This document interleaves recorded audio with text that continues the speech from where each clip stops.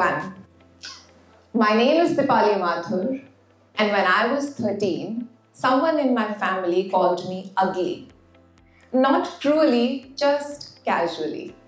And by the time I turned 15, just like most of us, I was asked this one question very often.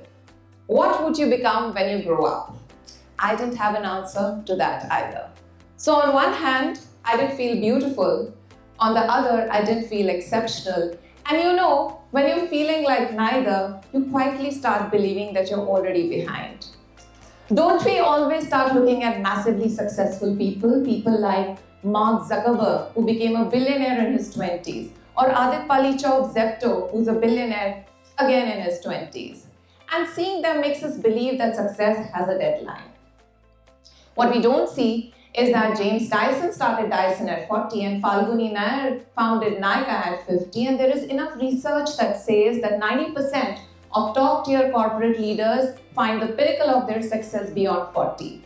And there is an MIT study that shows that the average age of starting a successful business is 45. And from my own lived experience, I can say that success can be non-linear, takes much longer for most, and it does take some time to figure it all out. In fact, I am still becoming. Allow me to introduce myself to you. I started my career as a banker. I was a private banker for over a decade before I took a leap of faith, leaving stability behind to chase purpose. I founded my first business venture at the age of 35 in 2015, then a D2C brand in 2018, and was humbled and honored to be named amongst Business World's 40 Under 40 in 2021.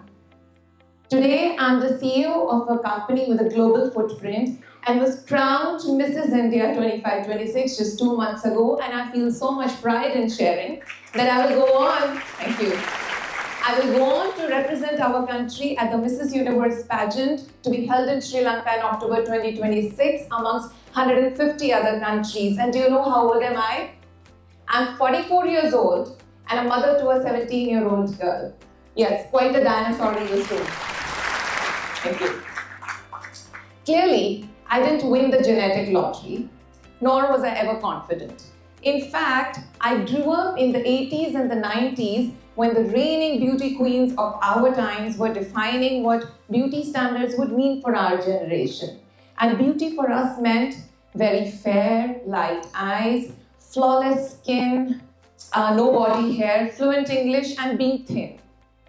It felt like if beauty had a checklist, I was missing all boxes because I was a plus-size girl, dusky, had bushy eyebrows, body hair, abundant acne, and couldn't speak in English. The one thing that I knew then was that I could be anything but not beautiful.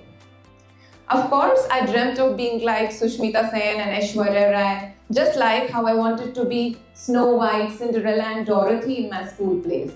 But when someone calls you ugly at 13, you don't argue. You adjust your dreams. So therefore, I chose top 3 areas where beauty was not needed. Academics, academics, and academics.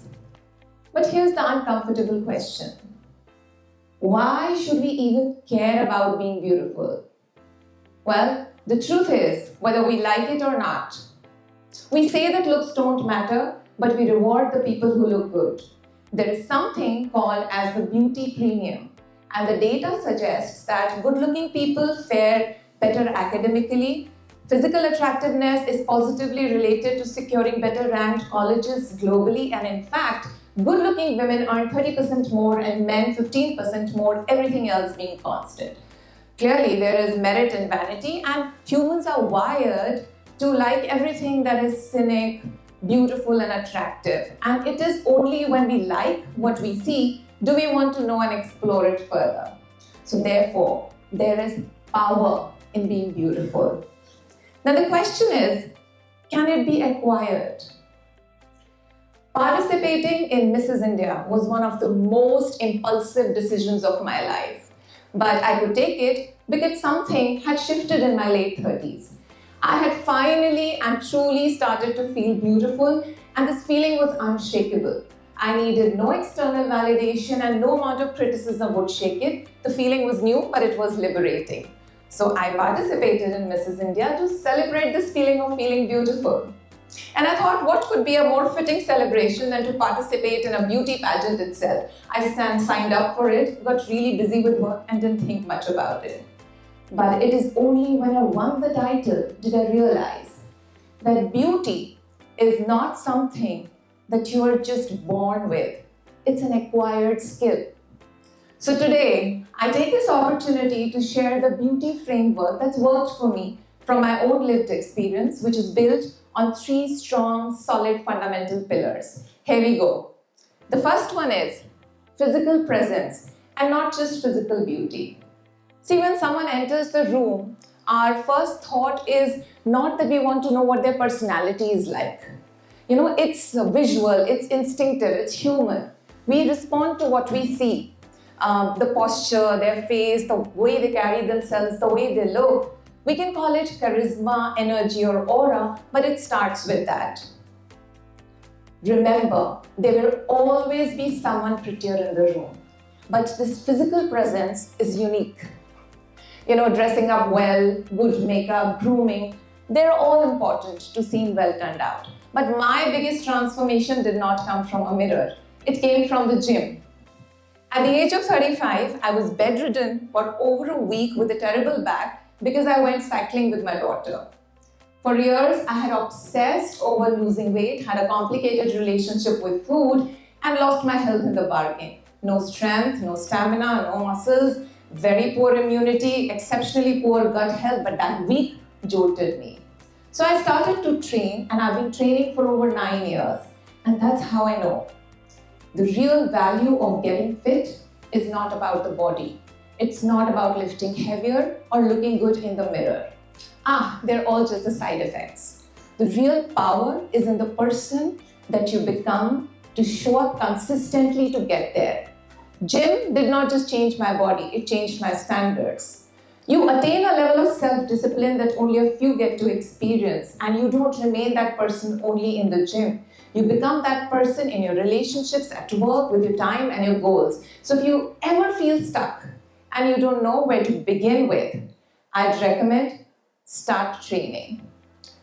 And then the person you will become is capable of achieving absolutely anything. And in becoming that version of yourself, you will change your energy, your aura, and your presence. So go right ahead and get obsessed with building a strong physical presence, and you will be surprised at the gifts you will start receiving from every aspect of your life. I call this one physical beauty built. That brings us to the second pillar, knowledge, the beauty of knowing things. I was socially awkward. I couldn't hold a conversation, and to top it all, couldn't even string two good sentences in English together. Surprisingly, just reading the course books was not enough because no one ever talked to me about the Pythagoras theorem at a party. You know what makes us striking is genuinely knowing stuff, knowing how the world works and upgrading knowledge. I was a late bloomer, but a combination of reading lots of books, reading the newspapers, watching English shows, movies, and interviews helped me build fluency of language and acquired authority in conversations. Just to watch someone who knows her stuff talk is beautiful, and I call this one intellectual beauty built. And that brings me to the last and the final pillar, which is financial independence. The beauty of knowing that you have the power to make your own choices. I say this especially to the girls here because this one changes everything. The confidence with which I lead my life, make my own choices, chase knowledge, pursue dreams, and hold on to my ambition comes from just one simple thing, that I earn my own money. I always did. There is a lot of strength in knowing that you never have to shrink your dreams, you never have to seek permission, and you never have to depend on somebody else's approval to live your life. And therefore, my friends, financial independence is not about the money. It's about the freedom. And there is a lot of power in this freedom. I call this one self-made beauty. So therefore, Physical presence gets us noticed, knowledge gives us authority, and money gives us freedom. And that's the kind of beauty that never fades away because no one can take it from you. So, if you're looking for any key takeaways from this talk, I would recommend my top three. Number one, ambition and dreams are age agnostic. Number two, success could be non-linear and for most can come much later in life, but that's all right. And number three, beauty is not just a gift, it's a skill. So build yours. I took 44 years to feel beautiful. You don't have to wait that long. Thank you and stay blessed.